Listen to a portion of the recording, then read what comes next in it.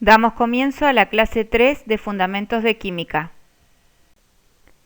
Bueno, para recordar, esto ya lo vimos en las clases anteriores, la masa molecular es la suma de la masa de los átomos que forman una molécula. Las moléculas son unidades muy pequeñas, entonces en forma práctica lo que se usa es el concepto de mol.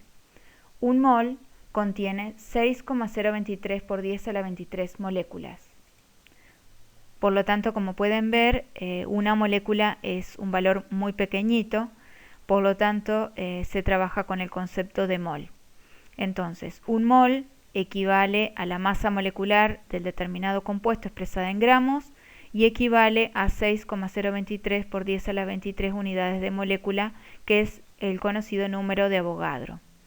Estos conceptos son importantes que los tengan a mano en el momento de resolver la ejercitación, ya que en el caso de aquellos ejercicios en donde se les pida intercambiar de mol a gramo o a molécula, necesitan utilizar estas equivalencias. Bueno, la ley de Avogadro lo que dice es que un mol de un gas ocupa siempre el mismo volumen en condiciones normales de presión y temperatura. Esto es 0 grados y 1 atmósfera. El volumen que ocupa cualquier gas ideal en condiciones normales es de 22,4 litros. Esto se conoce como volumen molar normal de un gas. Esto es importante que lo tengan en cuenta cuando realizan la ejercitación, ya que en el caso de que se les pida para un determinado gas hacer intercambios entre mol y volumen, tienen que usar esta equivalencia, que un mol equivale a 22,4 litros, siempre que estemos hablando de condiciones normales de presión y temperatura. Bueno, ahora vamos a ver una serie de leyes en las cuales hay 3 parámetros involucrados: temperatura, presión y volumen. Cuando en una ejercitación les demos 2 o 3 de esos parámetros para que ustedes calculen, tengan en cuenta las distintas leyes que vamos a empezar a ver a continuación. La primera es la ley de Boyle-Mariotte. En esta ley lo que dice es que si la temperatura de un gas permanece constante, la presión es inversamente proporcional al volumen ocupado por el gas. Esto es, en una condición inicial, o 1, vamos a tener un determinado volumen y una determinada presión, y en una condición final, o 2, vamos a tener otro volumen y otra presión. Pero tanto en 1 como en 2 vamos a tener la misma temperatura, es decir, temperatura constante. En ese caso, cuando tengamos que resolver una ejercitación en la cual uno de esos 4 parámetros sea la incógnita, vamos a utilizar esta fórmula que relaciona la presión y el volumen de forma indirectamente proporcional.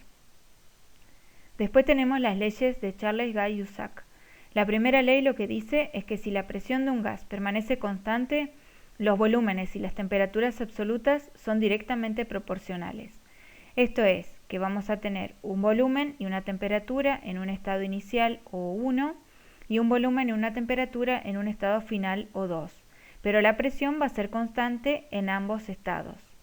Frente a una ejercitación en la cual tengamos estos parámetros y alguno de ellos sea la incógnita, lo que vamos a hacer es relacionar el volumen y la temperatura de forma directamente proporcional aplicando esta primera ley. La segunda ley lo que dice es que si el volumen de un gas permanece constante, las presiones y las temperaturas absolutas son directamente proporcionales.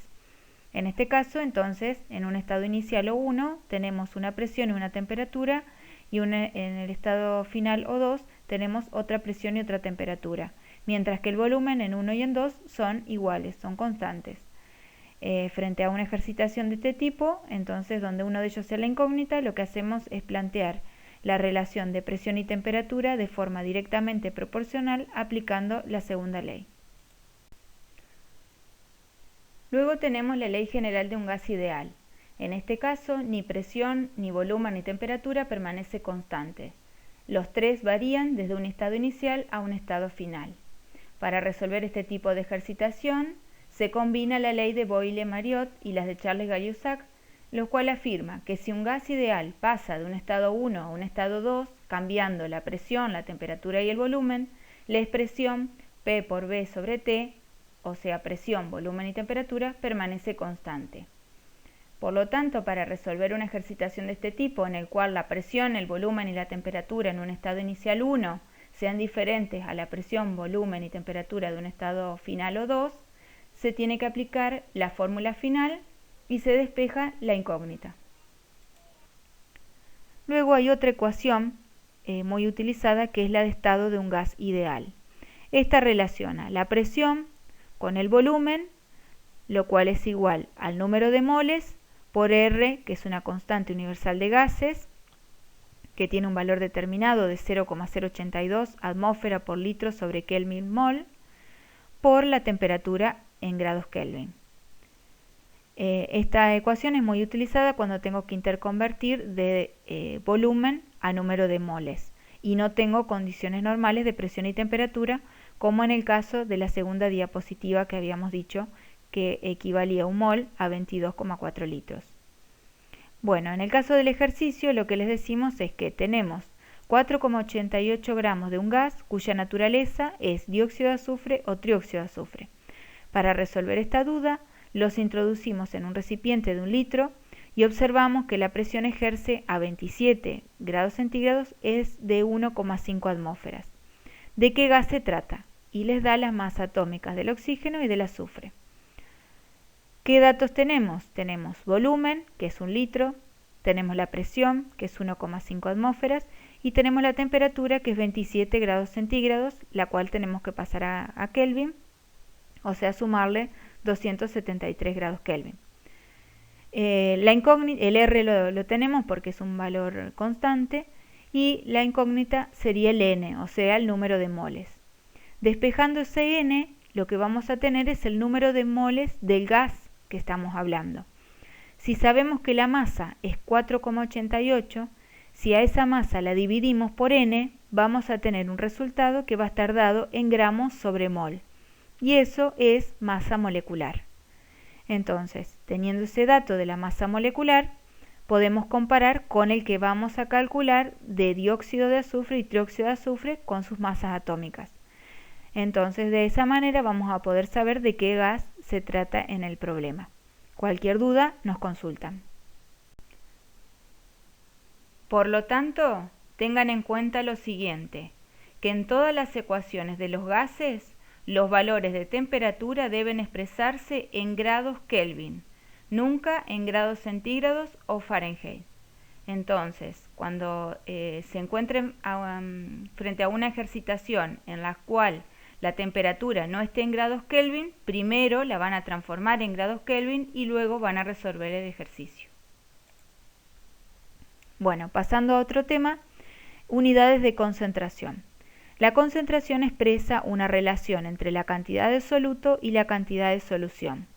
Siempre que querramos determinar la concentración de un determinado compuesto, este compuesto va a ser el soluto y la matriz en donde éste se encuentre va a ser la solución. Algunas unidades en las cuales se expresa concentración son porcentajes, molaridad con la M mayúscula, normalidad con la N minúscula, molalidad con la M minúscula, partes por millón, ppm, partes por billón, ppb, fracción molar, que es la X, gramo por litro, que se expresa como su fórmula lo indica. Bueno, ¿qué significan cada una de estas definiciones? La primera, porcentaje masa-masa o por ciento en masa. Eso significa gramos de soluto disueltos en 100 gramos de solución. Un ejemplo, tengo una solución que dice que está constituida por 15% masa-masa. ¿Qué significa esto? Que tengo 15 gramos de soluto disueltos en 100 gramos de solución. Otra expresión es por ciento masa-volumen o por ciento en volumen. Esto es gramos de soluto presentes en 100 mililitros de solución. ¿Qué significa esto? Que si tengo una concentración que dice ser 3% masa en volumen, significa que en 100 mililitros de solución tengo 3 gramos de soluto. Otra definición es gramos por litro. Estos son gramos de soluto presentes en 1 litro de solución. Ejemplo, si una determinada solución dice tener una concentración de 3 gramos por litro, significa que en 1 litro de solución tengo 3 gramos de soluto. Molaridad es mol por litro. se representa con la M mayúscula. Y esto significa moles de soluto disueltos en un litro de solución. Una solución que dice ser 15 moles por litro está formada por 15 moles de soluto disueltos en un litro de solución. Otra forma de expresar concentración son las partes por millón o ppm, lo cual significa una parte de soluto por cada millón de partes de solución. Dependiendo la naturaleza de esa solución, la parte por millón va a adquirir diferentes unidades. Si se trata de una matriz sólida, por ejemplo un suelo, la parte por millón va a estar dada en miligramos de soluto por kilogramo de solución de suelo. Si la matriz es líquida, por ejemplo agua, esa parte por millón va a estar dada en miligramos de soluto por litro de solución de agua. Mientras que si la matriz es gaseosa, por ejemplo el aire, la parte por millón va a estar dada en centímetros cúbicos de soluto por metro cúbico de solución de aire. Bueno, otro tema es el de nomenclatura de los compuestos. La nomenclatura es la forma en la que se nombran los distintos compuestos. Los compuestos químicos están clasificados en dos grandes grupos: los compuestos orgánicos, que los vamos a ver en las clases sucesivas, y los compuestos inorgánicos. Los compuestos inorgánicos los clasificamos en algunos grandes grupos, como son los hidruros, los óxidos, los hidróxidos, los ácidos y las sales. La idea de este curso es que ustedes puedan identificar los distintos compuestos entre orgánico e inorgánico, y dentro de los inorgánicos los puedan clasificar como hidruros, óxidos, hidróxidos, ácidos y sales.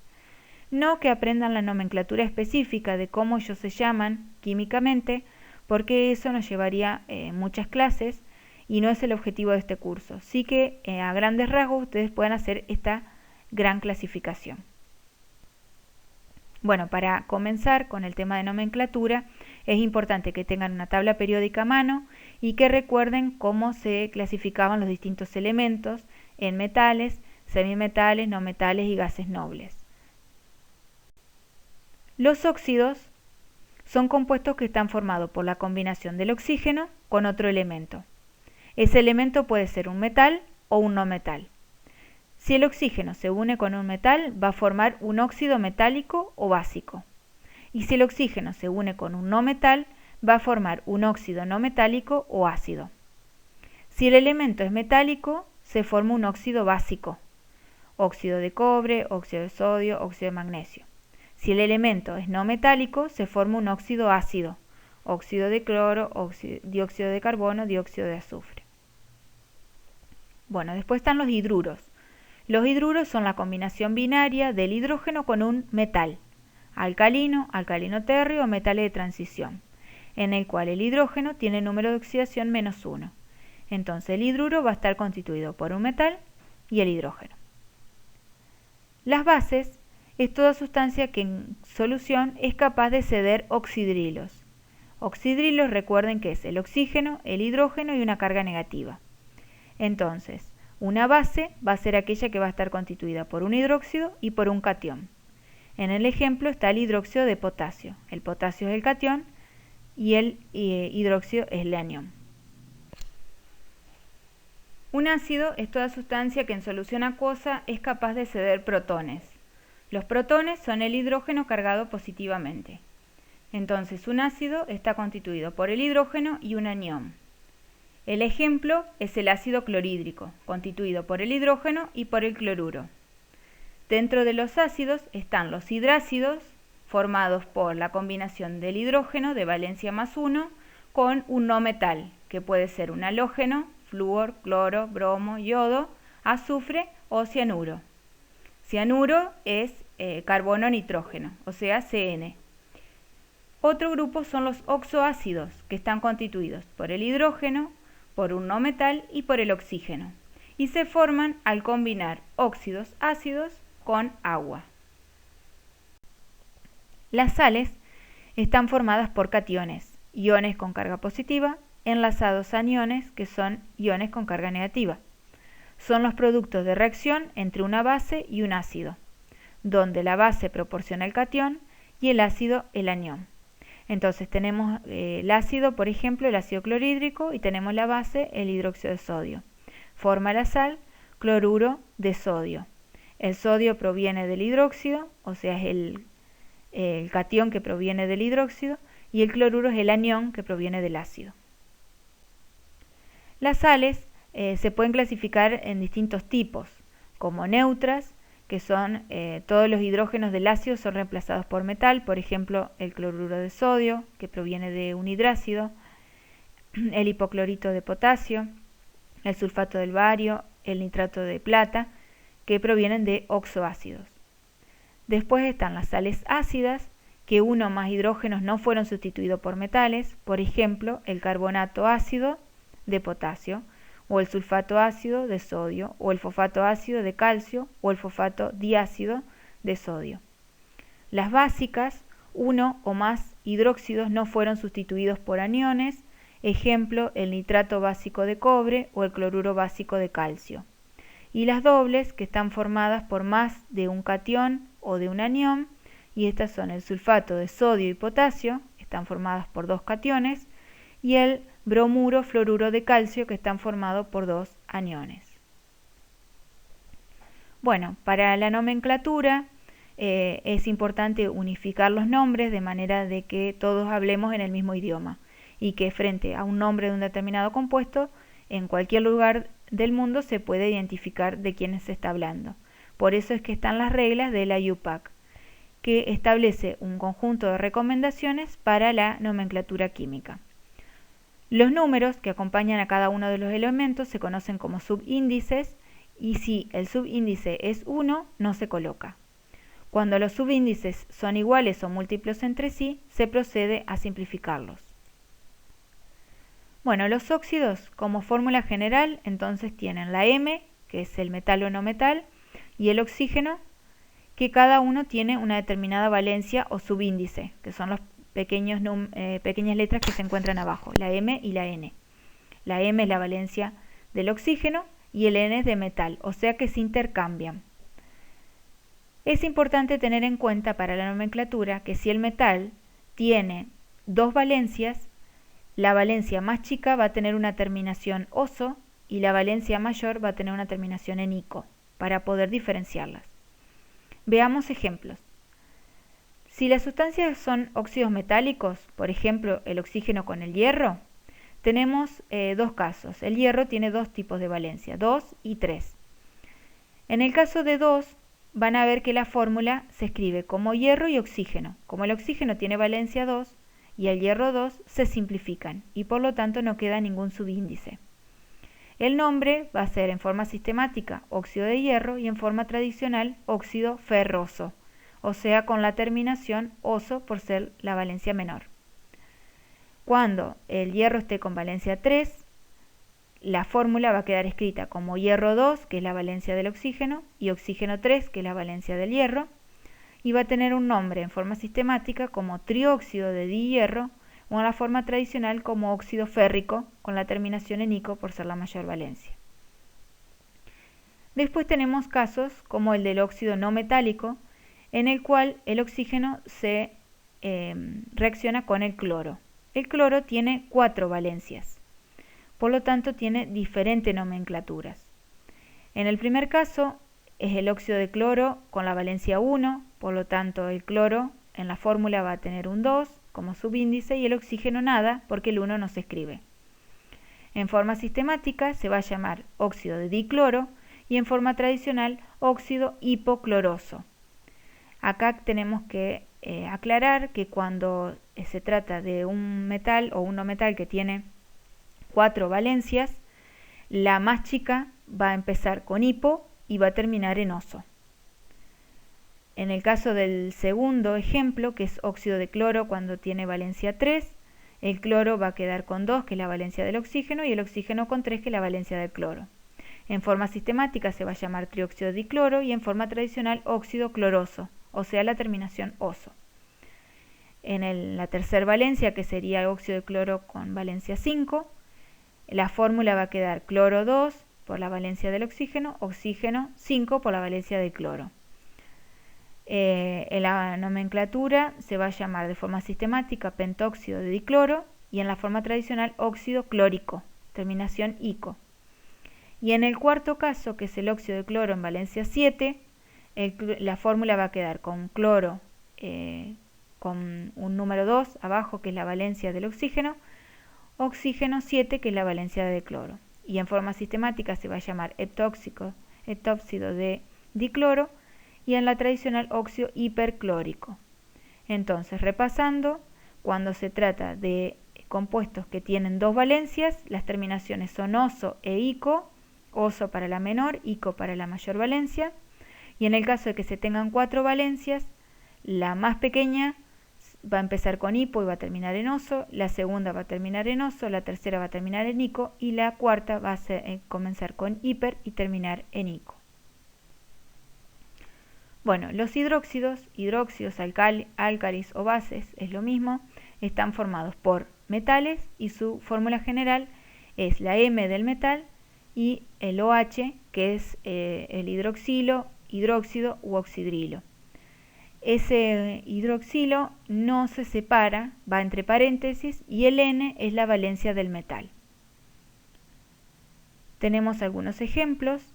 Se siguen las mismas reglas que el óxido, solo que se reemplaza la palabra óxido por hidróxido. En el primer ejemplo tenemos el hidróxido de sodio. Fíjense que el sodio no tiene valencia 1, por lo tanto el oxidrilo está cargado o tiene un numerito 1, no se coloca nada. Y se va a llamar hidróxido de sodio en forma sistemática o hidróxido sódico en forma tradicional. Termina en ico porque el sodio tiene la única valencia, o sea que es su valencia mayor. El hidróxido de bario, el bario tiene valencia 2, por lo tanto después del paréntesis va a estar cargado con un 2. En forma sistemática se llama hidróxido de bario y en forma tradicional hidróxido bárico, también porque es su mayor valencia. Después tenemos el cobre con dos valencias, valencia 1 y valencia 2. En el primer caso, al tener 1, no se coloca nada, y en el caso del segundo se coloca un 2 después del paréntesis. Y se llama en forma sistemática hidróxido de cobre cuando tiene valencia 1, dihidróxido de cobre cuando tiene la valencia 2. Y en forma tradicional hidróxido cuproso, o sea la terminación en oso para la menor valencia, hidróxido cúprico para la mayor valencia. Luego tenemos el plomo, que tiene dos valencias, 4 y 2. El primer caso es la de 4, entonces se llama sistemáticamente tetrahidróxido de plomo y en forma tradicional hidróxido plúmbico. Y en el segundo caso, que es la valencia menor, que es la de 2, se llama dihidróxido de plomo en forma sistemática o hidróxido plumboso en la tradicional.